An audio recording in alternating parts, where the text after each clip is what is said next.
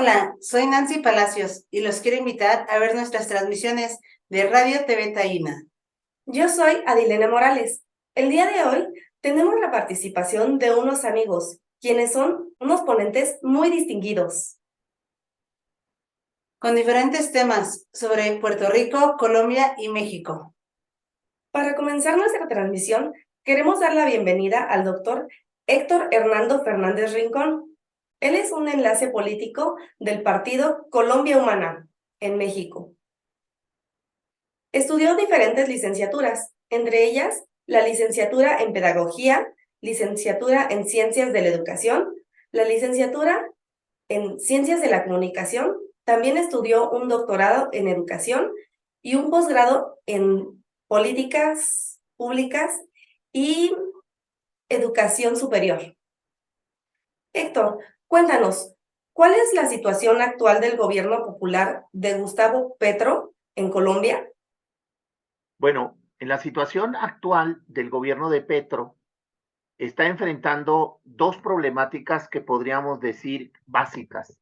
La primera es que hay una parálisis en el Congreso que está impidiendo que se aprueben las reformas del cambio, que son las reformas que se comprometió Petro en su campaña electoral y que son las reformas que van a beneficiar a la gran mayoría del pueblo colombiano. Específicamente, hay una reforma que quizás es la más importante y la más difícil de aprobar, que es la reforma de la salud. La reforma de la salud va a implicar que se retira a las empresas privadas que reciben el dinero público para la salud y que están haciendo negocio con ese dinero y que están impidiendo que la salud se masifique en términos de servicios hacia toda la población. Actualmente, sobre todo la población marginal no tiene servicios de salud y la idea de Petro es hacer que la salud sea masiva y gratuita, para lo cual el dinero público tiene que eficientarse para cumplir los objetivos para los cuales se está destinado.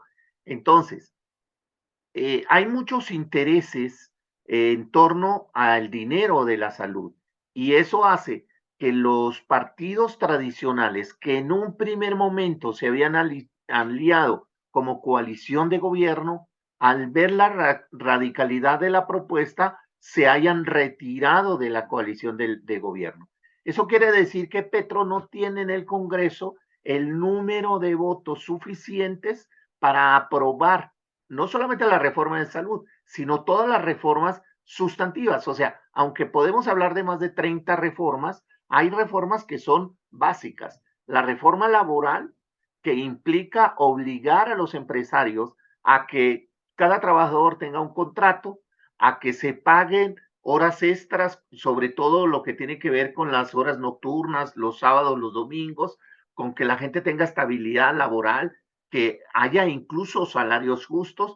Eso es una gran reivindicación del pueblo colombiano y todas las centrales obreras están en la expectativa de que se apruebe esa reforma laboral. Esa reforma laboral incluso tiene como contradictor o como opositor pues a los empresarios, porque esto implica que se tienda a ganar menos para que el pueblo, los trabajadores, tengan mejor y mayores salarios. Hay una reforma también que tiene que ver con las pensiones. Igual que ha pasado en toda América Latina, se han generado negocios con el dinero de las pensiones. Aquí también hay intereses privados corruptos que se han apropiado del dinero de las pensiones. Y la idea de la reforma es precisamente volver públicas las pensiones, o sea, que quien maneja el dinero de las pensiones sea el gobierno y no la iniciativa privada, porque esto está llevando a que no toda la población tenga pensión. Incluso si uno hace el paralelo con lo que pasa en México, actualmente el gobierno mexicano logra dar una pensión universal a todos los adultos mayores de 65 años. Eso también lo quiere hacer Petro, pero para eso se necesita recursos y se necesita una ley, y esa ley está dentro de la reforma pensional. Esas reformas que ya están elaboradas, que ya están, dijéramos, en manos de los congresistas del pacto histórico, no tienen el número de votos para ser aprobadas. O sea, hay una especie de parálisis en el Congreso. Esto, dijéramos, es como uno de los grandes problemas que tiene Petro. No tiene los votos para aprobar las reformas del cambio social y por otro lado se rompió la alianza que tenía con los otros partidos. Y el otro problema que tiene Petro es que hay una andanada legalista para tratar de tumbarlo del gobierno por la vía jurídica.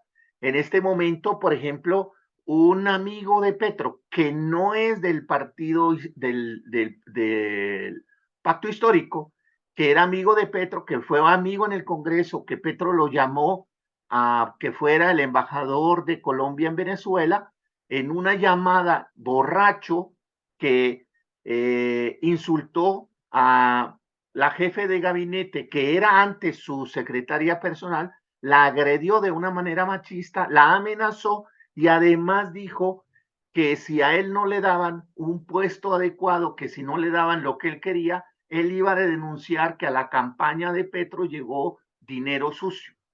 Esto es una grabación que no sé cómo le llegó a la revista Semana, que lo hizo público y todo mundo da por válido que esto que dijo este señor es cierto. Y con eso están hablando de que la campaña de Petro tuvo dineros de posiblemente el narcotráfico, que no cumplió los topes de campaña, que se puede hacer una demanda, que a Petro se le puede tumbar de la presidencia.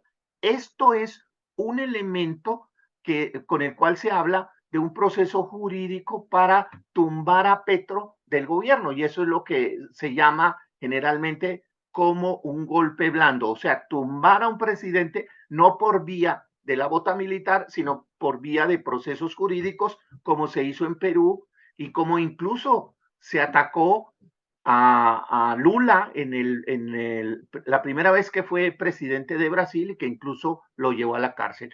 Yo creo que esos son los dos problemas centrales que en este momento está enfrentando el gobierno de Gustavo Petro. ¿Qué alternativas hay para estos conflictos? Bueno, la salida frente a la caída del número de votantes en el Congreso se tiene que dar por la vía de volver a crear una alianza con personas, ya no a nivel de partido, sino a nivel individual, que puedan sumarse a las propuestas de reforma de Petro. O sea, en este momento, incluso Petro en el día de ayer convocó al pueblo a que saliera a las calles a mostrar músculo y a mostrar que Petro todavía tiene el respaldo popular. Eso puede en un sentido servir como un elemento de llamado a los congresistas, a algunos, a los más sensibles, para que más allá de lo que digan sus directivas de los partidos, se sumen, como ya está pasando con el Partido Liberal, por ejemplo. El Partido Liberal es un partido tradicional de derecha en Colombia, pero al interior del Partido Liberal hay una especie de insubordinación de 18 congresistas que se están sumando a las propuestas de Petro. Petro nombró al ministro del Interior precisamente de uno de esos 18 congresistas. Entonces, por esa vía va la posibilidad de sumar el número de congresistas que le puedan dar a Petro el número suficiente de votos para poder aprobar estas reformas en el Congreso. Como que el, el pueblo en la calle, el pueblo manifestándose en la calle, se puede convertir como en un elemento de presión que levante la conciencia de estos congresistas, sobre todo los más sensibles. Los más sensibles generalmente corresponden al Partido Liberal, ya está pasando, y que ellos vayan de manera individual, irse sumando a esta coalición de gobierno para poder sacar adelante las reformas. Por otro lado, el tema del golpe blando es algo que tanto la manifestación del pueblo en la calle como el acercamiento que está haciendo Gustavo Petro a la guerrilla para poder lograr lo que él llama la paz total, la paz integral, Esto genera una amenaza, dijéramos, a la derecha en relación a qué pasa si tumban a Petro. Históricamente, la guerrilla más fuerte de Colombia actualmente se llama Ejército de Liberación Nacional. Es un grupo que se creó en los años 64, o sea, que lleva más de 50 años de guerra, y ni el gobierno de Santos ni ningún gobierno anterior había logrado sentarse a la mesa para sacar reformas significativas para que este grupo acepte dejar las armas e integrarse de manera pacífica dentro del proceso colombiano. Acabar con la guerra política en Colombia es algo que le conviene a todo mundo, al capitalismo, a los inversionistas, a Estados Unidos, o sea, es un proyecto que no es un proyecto socialista, o sea, acabar con la guerrilla es un proyecto capitalista, como lo dice Petro. Y Petro está logrando eso. En el día de hoy, Gustavo Petro está en Cuba y es posible que en el día de mañana se firme por primera vez en la historia de esta guerrilla un cese bilateral al fuego. Ya la guerrilla está aceptando la posibilidad de detener la guerra por 6 meses como a manera de prueba de un proceso en donde ellos van a empezar a acercarse a la población civil para sentarla en la mesa en torno de lo que puede ser esta pacificación. Detener la guerra no es un objetivo socialista. Detener la guerra es un objetivo incluso capitalista que le conviene a todo mundo, que le conviene a Petro, pero también le conviene a los empresarios, que también le conviene a Estados Unidos, que también le conviene a los inversionistas. Entonces, Petro es el único político presidente confiable para la guerrilla y la guerrilla se sentó a negociar con él. Y meter a Petro en la cárcel, bajar a Petro del gobierno, es soltar nuevamente los toques de guerra en Colombia y esto puede incluso aumentar la cantidad de violencia, la cantidad de muertos, que esto trae consecuencias graves para el capitalismo, para Estados Unidos. A pesar de que en Estados Unidos hay a pesar de que en Colombia hay como 5 bases militares de Estados Unidos, no se ha podido tener la guerrilla y Petro lo puede lograr. Entonces, Petro es una persona clave en este proceso y eso puede impedir que lo tumben por estos procesos jurídicos que se están intentando hacer. No hay unidad de la derecha para tumbar a Petro del gobierno. Son pequeños sectores que de manera rabiosa quieren tumbarlo. Creo que esas son las dos salidas que hay en este momento, que se incremente la negociación y la pacificación de la guerrilla y que Petro logre tener el número de votos para aprobar las reformas del cambio en Colombia. Muchas gracias. Quiero mandar un saludo, un abrazo fraternal y combativo a todos los compañeros puertorriqueños que desde siempre sabemos que hay una lucha por lograr su independencia. Saben que desde todas las partes de América Latina nos solidarizamos con su lucha y estamos atentos a colaborar en lo que de nosotros podamos colaborar. Muchas gracias y un abrazo para todos. Agradecemos al doctor Héctor Hernando Fernández Rincón por su amable participación. Tenemos el gusto de contar con la presencia de José de Jesús del Campo. Él es activista social mexicano, participante de los movimientos estudiantiles de 1968 y 1971. También ha sido dirigente magisterial y ha participado activamente en diversos movimientos sociales en México. Fundador de Morena y actual diputado del Congreso de la Ciudad de México. Nos acompaña con el tema 10 de junio no se olvida.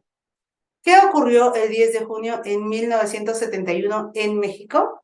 El 10 de junio de 1971 hubo una represión brutal contra el estudiantado, que nos manifestábamos contra la represión en la Ciudad de México.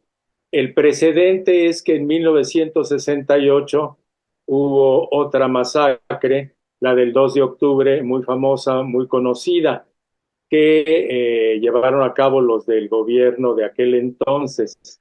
En 68 era presidente Gustavo Díaz Ordaz y hubo una masacre en una plaza de las tres culturas en Tlatelolco, en una zona muy céntrica de la Ciudad de México.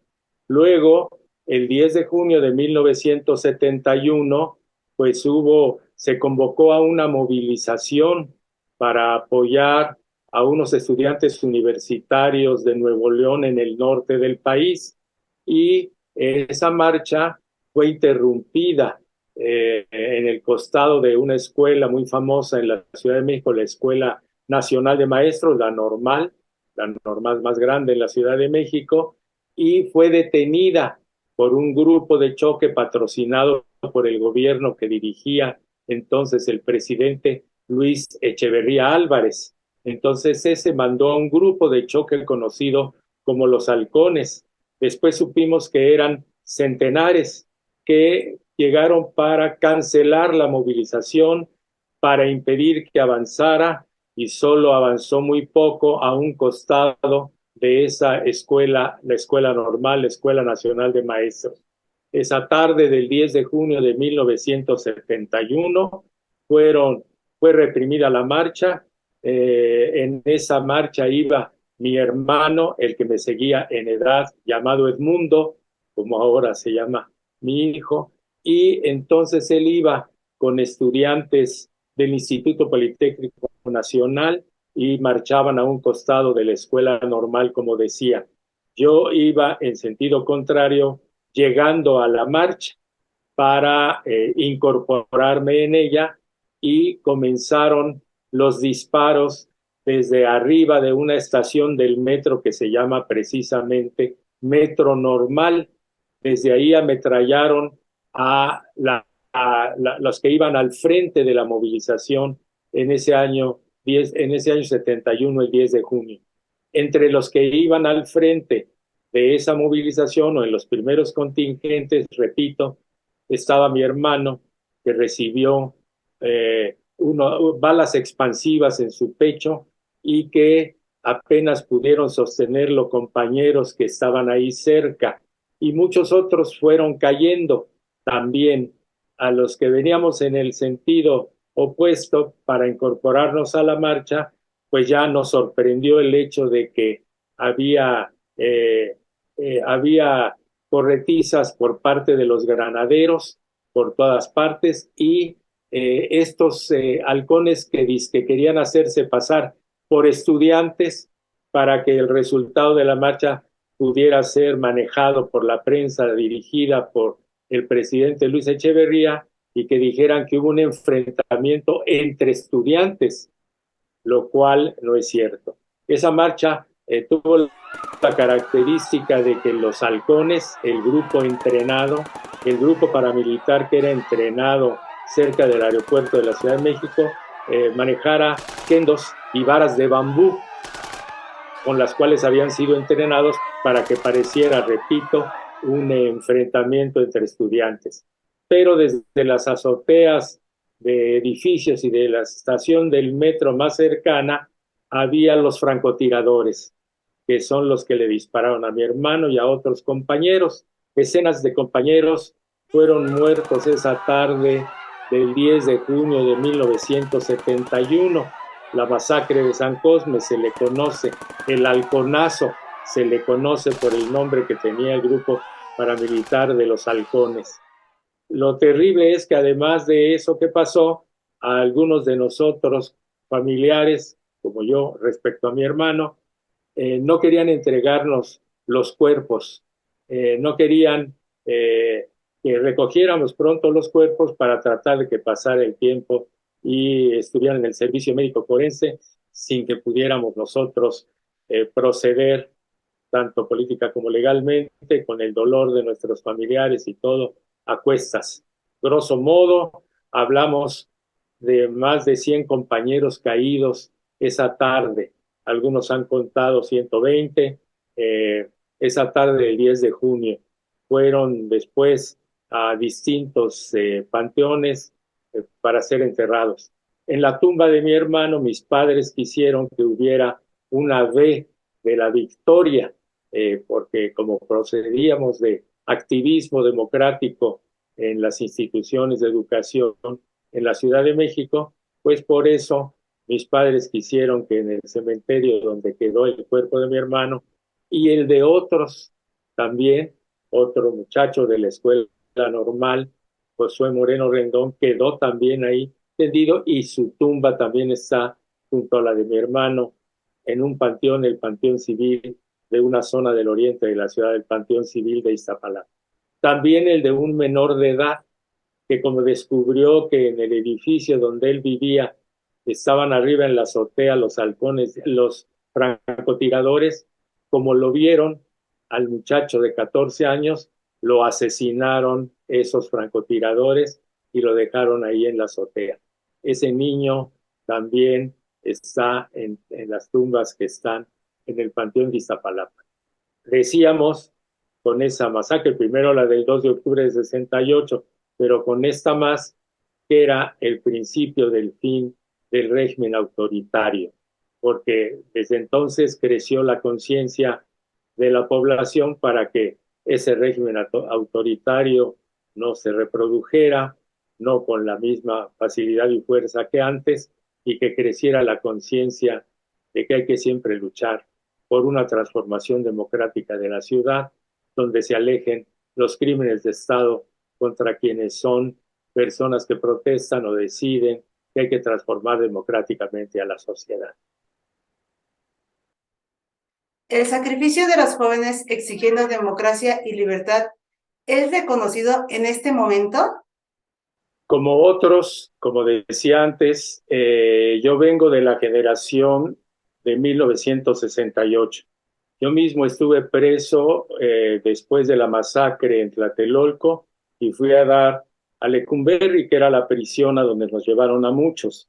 Allí estuve algún tiempo en la prisión de Lecumberri, nuestra familia, y en ese entonces mi hermano Edmundo, que estaba afuera, pues dijo, no, esto estuvo muy terrible. Ya el régimen autoritario encabezado por el gobierno de Díaz Ordaz y luego por Echeverría, pues estaban ya en una fase ya de descomposición creciente. Al salir de la cárcel yo pues no esperé que se repitiera, como decía antes, una masacre más, en este caso ya no por Díaz Ordaz, sino conducida por Echeverría con los halcones. Entonces, eso hizo que toda una generación dijéramos que ya era el tiempo en que se tendría que transformar la nación toda y que había crecido la conciencia sobre estos crímenes de Estado que no deberían repetirse. Es así que yo pertenezco, como muchos, a la generación que ha impulsado las transformaciones democráticas para que no se repitan crímenes de Estado.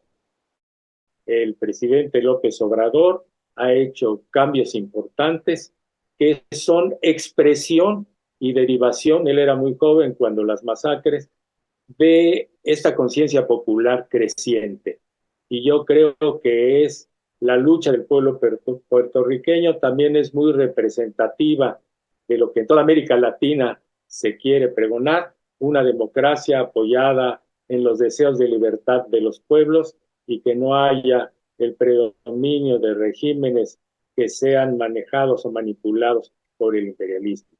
Y entonces, por eso, mando un saludo desde aquí a los puertorriqueños que siguen luchando, a los macheteros, a todos aquellos que representan una conciencia de cambio y transformación que tendrá que llegar a mejores momentos.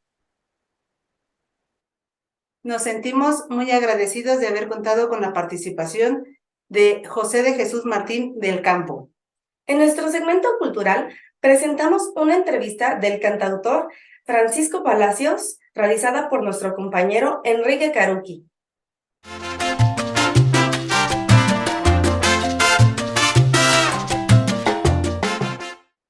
Buenas noches, amigos de Radio TV Taína. En esta ocasión tenemos aquí a un amigo ya. En algunos ya estuvimos aquí platicando, nos encontramos de rozón, como decimos por acá, nos encontramos de rozón solamente. Por ahí así yo me supongo que por los años 80, o sea, ya se imaginarán también los años que tiene ahí el compañero Francisco en este ámbito de la música. No Me ha tratado solamente, mal la vida, pero no son tantos. bueno, de años no sabemos cuántos, ¿no? Nos vemos jóvenes en este momento. Pero, Francisco, para muchos amigos que no te conocen, ¿por qué no nos das una pequeña semblanza de tu trabajo? ¿Qué es lo que haces? ¿Qué género tocas? Yo entiendo que compones y vamos a tener también para todos nuestros amigos un par de videos.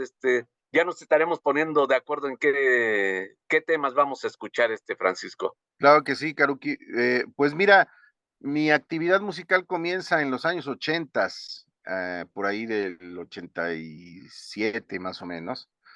Empiezo como intérprete de música eh, mexicana contemporánea y de algunos cantautores de Latinoamérica.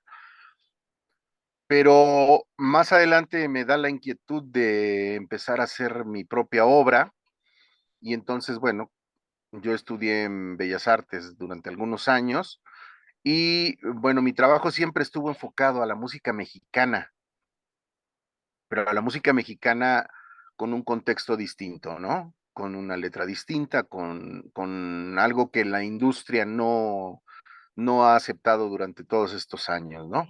Sin embargo, bueno, empiezo como compositor y la vida me fue dando muy gratas sorpresas cuando mi obra se empezó a conocer. Empecé a grabar con los medios posibles porque pues nosotros como músicos independientes nunca tuvimos ese apoyo ni gubernamental ni de ninguna empresa privada porque pues no entrábamos, no encajábamos en el contexto comercial que se maneja de la música en este país. Y entonces, pues con todo el esfuerzo del mundo fuimos haciendo grabaciones, como todos los músicos independientes, grabaciones independientes, que ya a estas alturas del partido, bueno, pues todas esas grabaciones ya están en la nube, gracias a la disquera Pentagrama, disquera de la que era propietario junto con Modesto López, Oscar Chávez. Entonces, gracias a ellos es que mi música subió a la nube y ahí está, ¿no? A la fecha tengo 18 discos grabados y pues 19 con el que estoy preparando de manera profesional y estos son los discos que yo tengo de manera personal, pero con colaboraciones, híjole, pues toda mi vida he colaborado con todo el mundo, ¿no? De tal forma Sí, que así es un poco de lo que yo hago. sí, Francisco, sabemos que es vasto tu repertorio y tu trabajo que has realizado, pero fíjate que surge eh, una pregunta, Francisco. Mencionaste tus orígenes en la música mexicana y de hecho hoy en día por aquí estábamos platicando sobre el grupo Sacil, que son muy buenos amigos a los cuales les enviamos Claro, un un saludo a mis amigos de abrazote, Sacil. son grandes amigos ellos. Y yo creo que Sacil fue de los primeros grupos que iniciaron esta especie de buscar nuevos sonidos, nuevos colores en la música mexicana. Así es, así Y es. obviamente yo conozco parte de su material, hemos tenido el gusto de estar con ellos, incluso de tocar juntos, y tienen algunas cosas impresionantes, ¿no? Además de la calidad de músicos que tenemos ahí en SACIR, mis respetos, ¿no? Para todos los amigos de SACIR, ¿no? La calidad de músicos y de personas, porque son muy buenas Sí, personas. Acabamos de grabar una canción juntos precisamente dentro de la temática una canción que escribió Enrique Hernández, que aparte él también pertenece a los folcloristas, ¿no? Que también es un grupo de ajá. mucha tradición en México. Él escribió una canción muy bonita y transcribió una parte de la carta de uno de los padres de los 43 desaparecidos de Ayotzinapa y le puso música.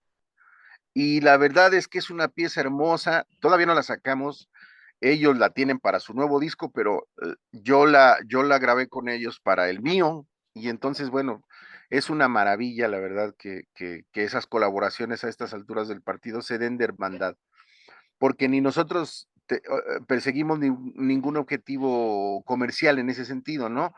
Simplemente hacer música por hacer música, pero bien hecha y música mexicana, ¿no? Sí, así es. Estamos en lo mismo, Francisco. Yo también vengo por ahí de la música mexicana y como te mencionaba, pero ¿qué te parece si antes que otra cosa escuchamos un tema que no tiene que ver con lo que estábamos ahorita platicando, pero vamos a comentar sobre ello ahorita que la gente lo escuche? Es un tema que incluso lo utilizamos ahora en el spot publicitario para Radio TV Taína, para este programa 49. Entonces, vamos a escuchar el tema, Francisco, ¿qué te parece? Me parece muy bien, adelante.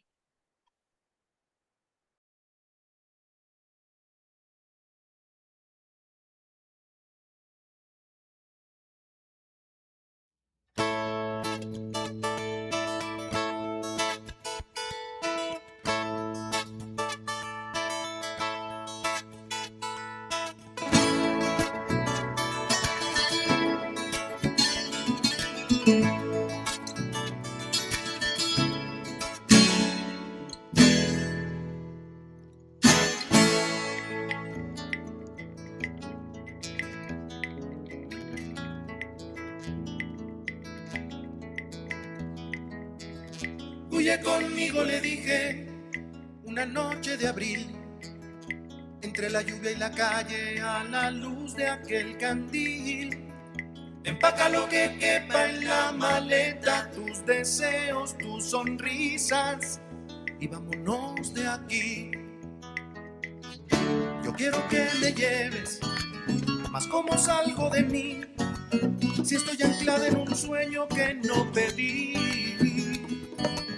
Y quiero que las olas me mojen junto a ti, pero no puedo dejar lo que ya viví.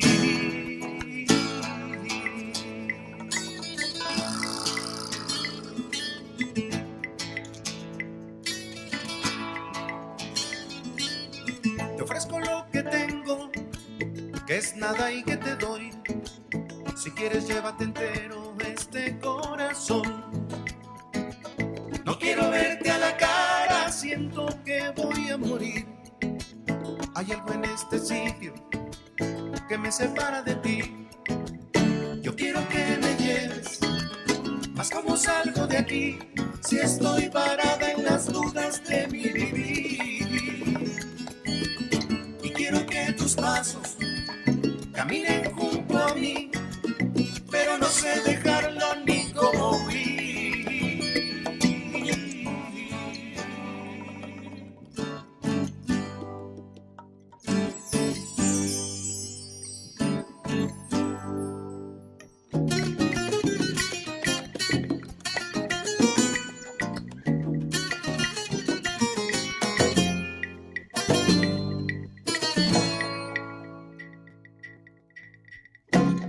Huye conmigo, le dije, esa noche de abril, entre llantos, besos, te quiero, presintiendo el fin. No te arrepientas si me dices que es mejor así. Ven, dame el último beso, aunque sea el fin. Yo quiero que me lleves, siempre cerca en tu voz. Llamen horas de oficina que aquí estoy. Y en las carreteras recuerda mi latir, pues sé que en otra vida, pues sé que en otra vida, pues sé que en otra vida seré para ti, para ti.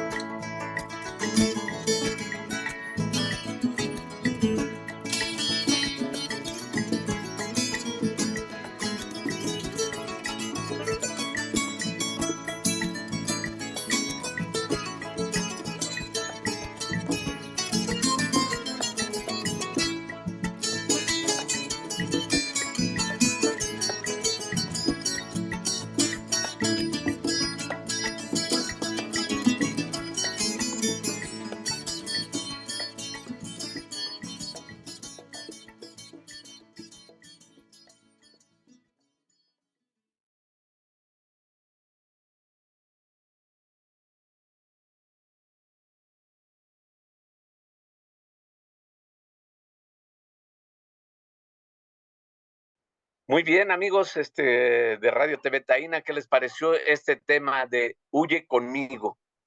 Es así, Francisco, ¿no? Así es, huye conmigo. Yo te decía que me dedicaba a la música mexicana, sin embargo, como ya fue reconocido el son montuno dentro de la música mexicana, como parte ya del acervo, quisimos experimentar esta parte, ¿no? Y con la colaboración de mi querido amigo Guillermo Trejo en el 3, pues logramos hacer este son montuno que parece que quedó bien y a la gente le gusta mucho. Bueno, esperemos que así sea también para nuestra gente que nos está viendo en esta ocasión, que sea de su agrado el tema. Y les recordamos, tenemos aún más videos por ver al final de esta entrevista con Francisco Palacios. Francisco, y bueno, pues hay una parte que queremos también tocar, que es esta parte existe un compromiso, sabemos de tu trabajo, y hay un compromiso con tu entorno, con tu comunidad, con tu gente, con la gente que está a tu alrededor. Y eso habla mucho del trabajo de una gente que tiene un gran vínculo con la sociedad, que le interesa la problemática de la sociedad. Y nosotros conocemos tu trabajo, Francisco, y ¿por qué no nos hablas un poquito al respecto, Francisco? Fíjate que es un tema que ha permeado toda mi vida.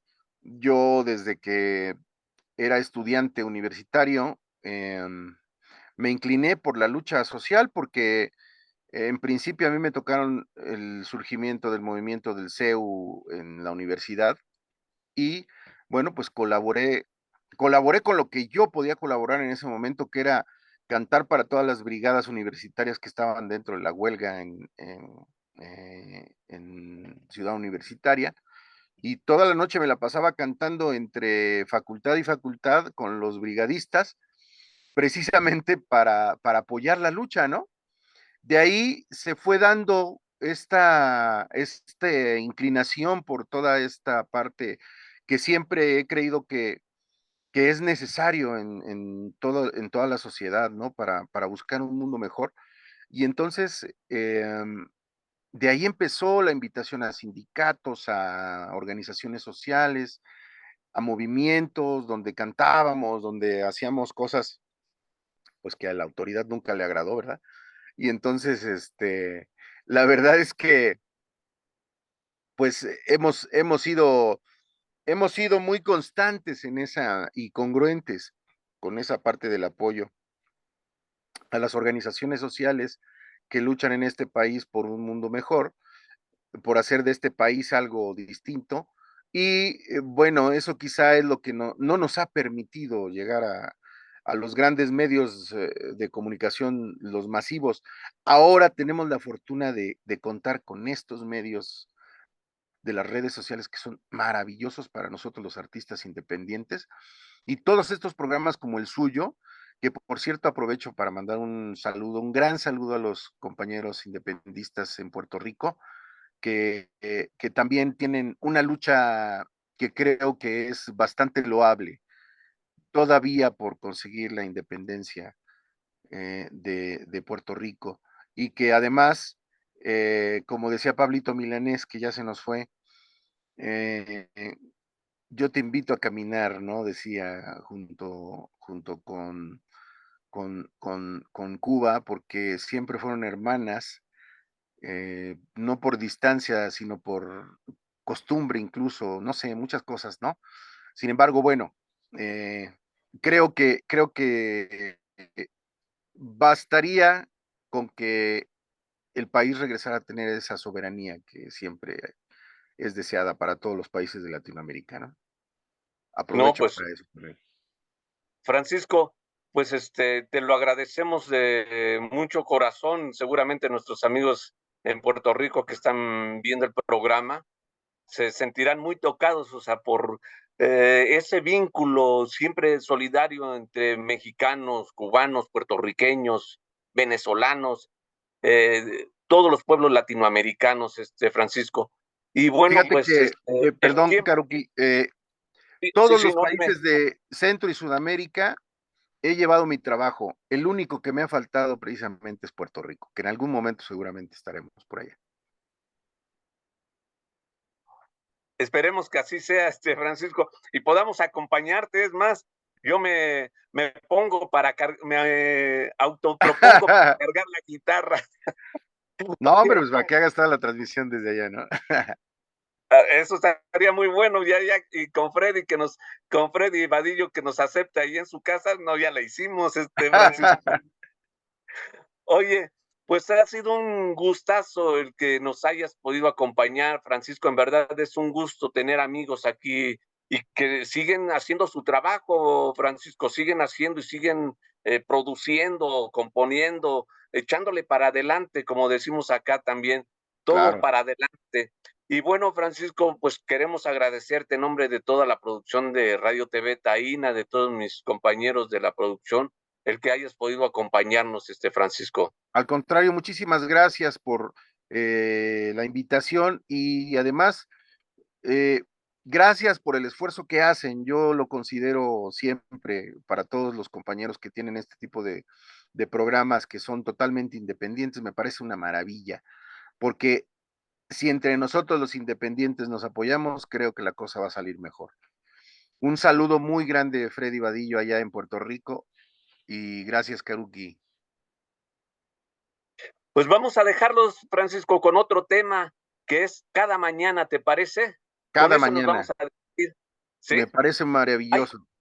¿Hay algo que quieras agregar al tema? Mira, este tema fue hecho durante la pandemia. Bueno, la canción la escribí en los años 90, cuando se dieron aquellos acuerdos de paz en Centroamérica, y en ese momento el tema era muy sensible porque llevaban pues varios años en guerra y pues quedaron reminiscencias muy importantes de lo que fueron aquellos grupos armados, y yo esta canción la escribí cuando fui a hacer una gira precisamente por Guatemala, y entonces me di cuenta de todas esas reminiscencias y que estos acuerdos de paz, bueno, se habían generado de cierta manera, ¿no? Pero la paz no llegaba realmente. Entonces, por eso se escribió esta canción de Cada Mañana.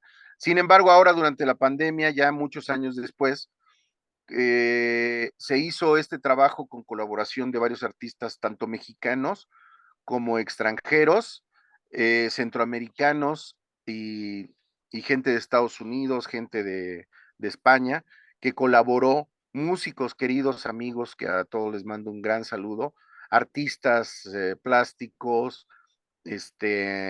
bailarines, en fin, van a ver que es un trabajo muy bonito, que todo se realizó con celulares. Sin embargo, la canción sí se grabó a distancia, pero en estudio, cada quien en su estudio allá en su país de origen. Ok, pues muchas gracias, Francisco. Un abrazo, un fuerte abrazo y vamos a dejarlos con Cada Mañana. Muchísimas gracias. Llegaremos al otro lado. De eso no tengamos duda. Solamente necesitamos creer sin desmayar nunca.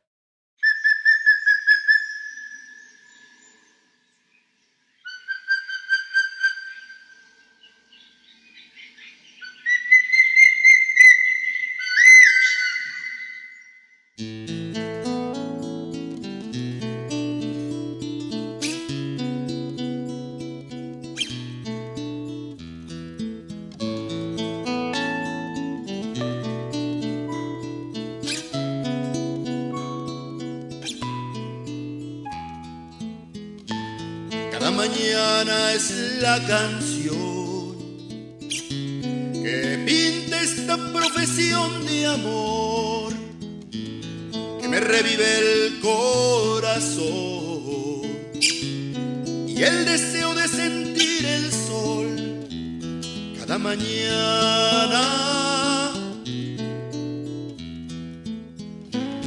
Cada mañana es la ocasión de un nuevo rito sorteador, de fracasos para la emoción y de aventuras hirientes. Cada mañana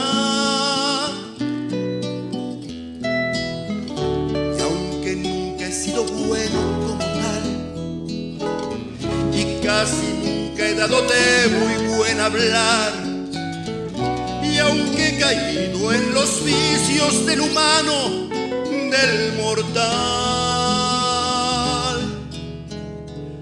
cada mañana bendigo el sueño en que me vuelvo a despertar.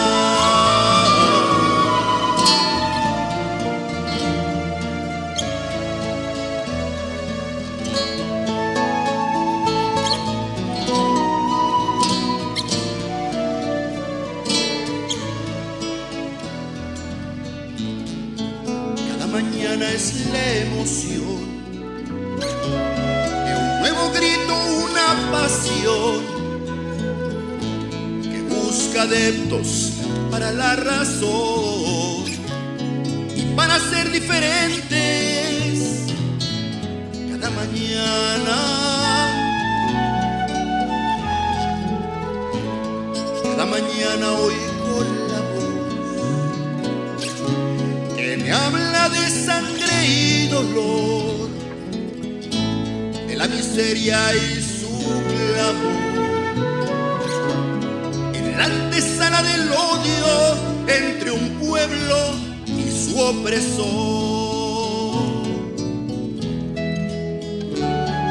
Ya que el norte nos aprieta más y más, propongo un canto que nos lleve a la verdad. Propongo un canto refugio del hombre y su dignidad, para que cada mañana signifique la alborada con un nuevo despertar.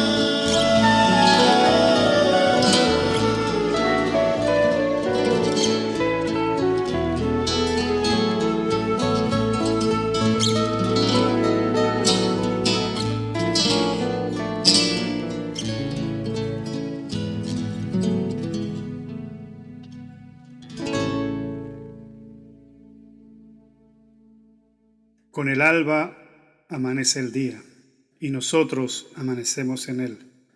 Despertar cada mañana es romance con la luz, una oportunidad para inventar nuestros pasos. Poco importan los accidentes del camino, lo que importa es continuar la marcha.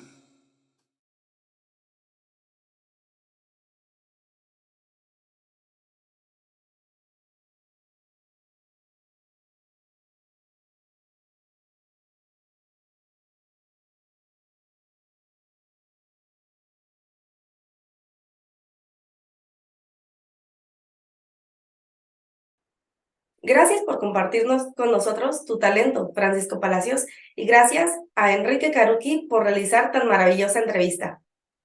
Esperamos que nuestro trabajo y el de muchos otros compañeros que apoyan este proyecto alcance para conseguir la independencia de Borinquen. Por último, pero no menos importante, nos acompaña el doctor Salvador Tío. Él es abogado, notario, analista político y miembro destacado del Partido Independentista puertorriqueño.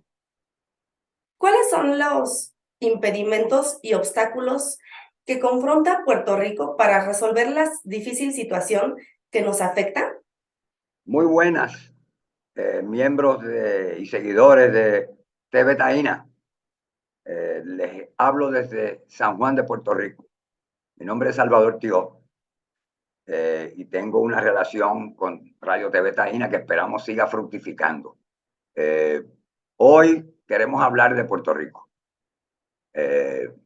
país donde nací y donde vivo, que tiene y está pasando por un momento difícil en su historia. ¿Qué es lo que nos mantiene sin poder superar los problemas que estamos confrontando? ¿Y cuáles serían esos problemas principales? Es la primera parte de lo que yo creo que debemos. Nosotros aquí en Puerto Rico no nos gobernamos. Ha habido un problema económico muy serio de gastos excesivos en proyectos que en realidad no fructificaron, o si fructificaron, continúan siendo un drenaje de los fondos públicos. Y Puerto Rico está en una situación está detenido su desarrollo. Puerto Rico tuvo un momento de gran desarrollo que pudiera tener sus fallas o no tenerlas, pero aquí del 1947 al 1953 vinieron 300 fábricas de Estados Unidos a través de un programa de fomento industrial que le dio empleos a mucha gente en Puerto Rico, sobre todo a muchas mujeres en Puerto Rico, porque muchas de esas fábricas eran fábricas de la aguja, o sea, de toda la ropa interior, de faldas, de blusas, de espejuelos. Hubo un gran desarrollo aquí en Puerto Rico. Pero de la misma manera como esas fábricas vinieron, se fueron. Porque en la medida en que ya no era tan beneficioso para ellos, ¿cuál era el beneficio? Pues no pagaban contribuciones. Excepción contributiva para los que vienen de afuera. No tenían que construir ni gastar mucho dinero en la facilidad porque el gobierno construía las facilidades y se las arrendaba a un precio barato. Pagaban una fracción de lo que pagaban en Estados Unidos esas industrias, muchas de ellas de la industria de la aguja. Porque aquí pues, la gente estaba dispuesta a trabajar por menos que allá. Por una tercera parte de lo que se ganaba una operaria de una fábrica en Nueva York o en Connecticut, se lo ganaban aquí una tercera parte de eso. Eran diestras en asuntos de la costura y la aguja. Todo eso funcionó dentro de un esquema de Estado Libre Asociado. Nosotros le pertenecemos a los Estados Unidos, como posesión de los Estados Unidos. No votamos en las elecciones en los Estados Unidos, somos una colonia. Y no tenemos gran impacto en las decisiones que se toman que nos afectan a nosotros. Pero Puerto Rico pudo desarrollarse. Lo que pasa es que en la medida en que se desarrolló de una manera y ya entonces los costos de producción subieron, esas fábricas empezaron a ir a otros lugares. Muchas de ellas a Centroamérica, a la República Dominicana, a otros países. Y Puerto Rico siguió creciendo, sin embargo, en la rama de gobierno. Puerto Rico tiene un gobierno enorme, con muchas agencias, tiene un sistema educativo público que le dio educación a muchísimas personas, pero todo esto se ha estancado. Porque Puerto Rico tiene primero porque Puerto Rico no tiene los poderes reales para tomar acción. En la medida en que además aquí se acumuló una deuda billonaria que nos quieren imponer a nosotros y que estamos pagando a través de un control fiscal que tienen los Estados Unidos sobre Puerto Rico en este momento, en el cual aquí, en realidad, quien manda es el gobierno de los Estados Unidos por vía del Tribunal Federal en Puerto Rico, y es la que impone las limitaciones y la que impide posiblemente que nosotros podamos hacer otra cosa que no sea el ir pagando una deuda que en realidad es una deuda odiosa. Hay una doctrina de la deuda odiosa. A Haití le impusieron el pagarle la deuda a Francia cuando lucharon por su independencia. Y esa es una de las razones por las cuales Haití está como está. Y a nosotros nos quieren imponer que paguemos esa deuda. Esa deuda tenemos que nosotros poderla renegociar de otra manera, pero aquí hay un impasse en lo político. Hay dos partidos históricos que se han estado alternando en el poder y en realidad no han podido ninguno de los dos encauzar una solución. ¿Cuáles son los caminos que podemos recorrer para atender esta situación? ¿Cómo podría verse una solución? ¿Cuáles son las iniciativas que Puerto Rico debería poder tomar en este momento? Es muy difícil la situación. Pero por otro lado, aquí posiblemente se dé por primera vez un cambio político en estas próximas elecciones que vienen. Históricamente aquí, el Partido Popular Democrático, que es el partido que ha propuesto y ha promovido, esta es la segunda, que ha promovido lo que es el desarrollo del Estado Libre Asociado, este programa de industrialización que comenzó, que fue muy efectivo inicialmente, pero que ya no lo es. Pues Puerto Rico tiene dos organizaciones políticas para los cuales en este momento la solución es que vengan más fondos federales. Nosotros no tenemos un sistema educativo que responda a las necesidades del pueblo de Puerto Rico. Se desconoce la historia, no se promueve la idea del desarrollo empresarial, del que nosotros aquí no es cuestión de que traigamos a alguien que venga, sino que nosotros asumamos las riendas de nuestro propio destino. Por otro lado también, aunque no pagamos, aquí hay que pagar un salario mínimo federal en Puerto Rico. Eso no lo controlamos nosotros, se controla desde el Congreso. Nosotros no tenemos control de nuestra economía. Y además han estado privatizando la telefónica, la producción de energía en Puerto Rico y haciéndole mucho daño a la Universidad de Puerto Rico, que la han querido ir relegando a un segundo plano, porque la Universidad de Puerto Rico históricamente ha sido un lugar donde ha habido libertad de expresión y asociación y de búsqueda de soluciones a los problemas. Pero no es la situación. En este momento la Río Piedras, que era el principal campus de la Universidad de Puerto Rico, da pena. Yo que soy egresado de esa universidad, que participé y estudié en ella en la década de los 60, cuando era todavía una gran universidad. Y después fui profesor en la Facultad de Derecho algún tiempo también. He visto cómo se ha ido disminuyendo el impacto positivo que esa universidad tuvo. Para nosotros poder resolver esto, de pronto aquí se ha dado un cambio político en Puerto Rico en que se habla de la posible fusión no real, sino de un acuerdo entre dos partidos. El Partido Independentista Puertorriqueño, que es un partido que ya tiene, que cumple ahora 77 años, en octubre 20, y un partido nuevo que se llama Victoria Ciudadana, que casi elige al alcalde de San Juan en las últimas elecciones. Y se está hablando, aquí están prohibidas las alianzas entre partidos. O sea que todo este acuerdo es un acuerdo que no está refrendado, no va a estar refrendado por el Estado, pero todo parece indicar que en estas próximas elecciones ambos partidos van a votar por un candidato a la gobernación que se llama, que es un compañero, abogado, joven, que va a ser el candidato a la gobernación por el Partido Independentista, y Victoria Ciudadana va a votar por ese candidato.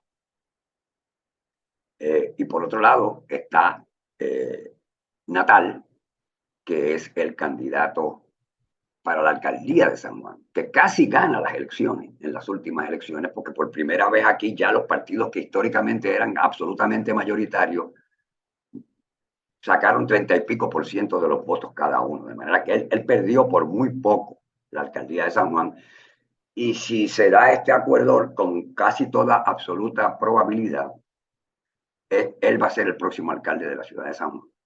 Y no se sabe si el Partido Independentista entonces va a tener a su candidato como gobernador.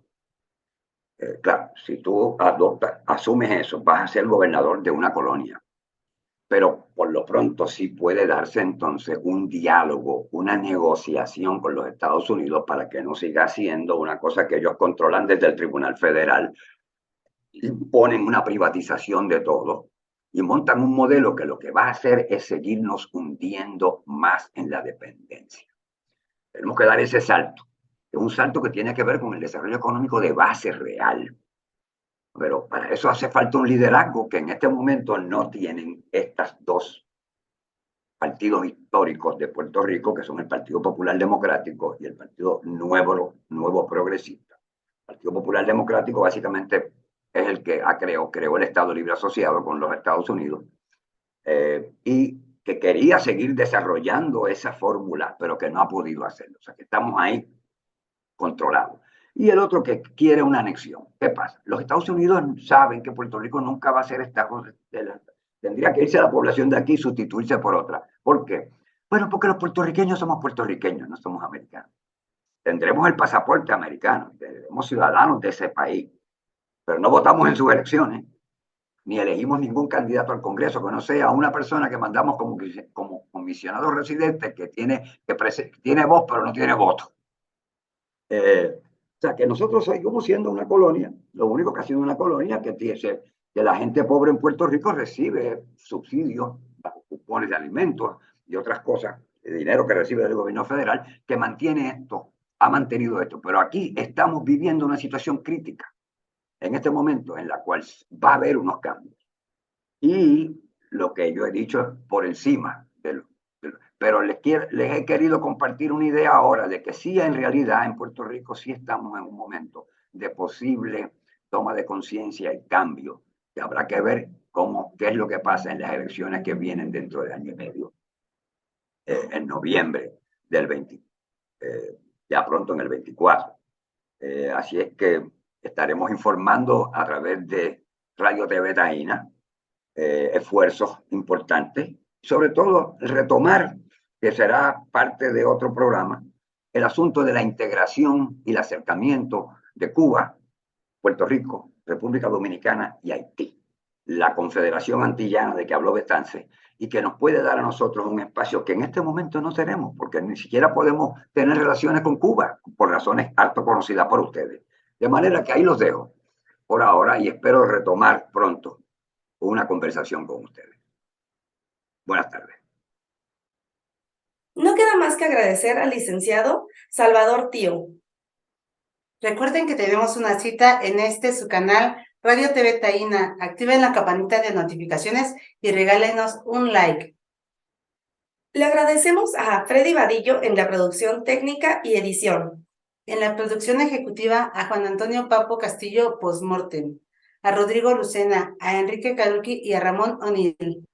Colaboradores Elda Carreño, Belén León, Enrique Aguilar, Raúl Pérez Ríos y Adilene Morales. A la licenciada Angélica Dueñas, ella es nuestra corresponsal en Colombia. Al licenciado José Luis Fernández, él es nuestro corresponsal en Puerto Rico. Y en el diseño gráfico a Anita Avilés. Nos despedimos de ustedes, no sin antes pedirles que se suscriban y que nos regalen un like. Sus amigas Nancy Palacios y Adilene Morales. Hasta la próxima. Radio TV Taína.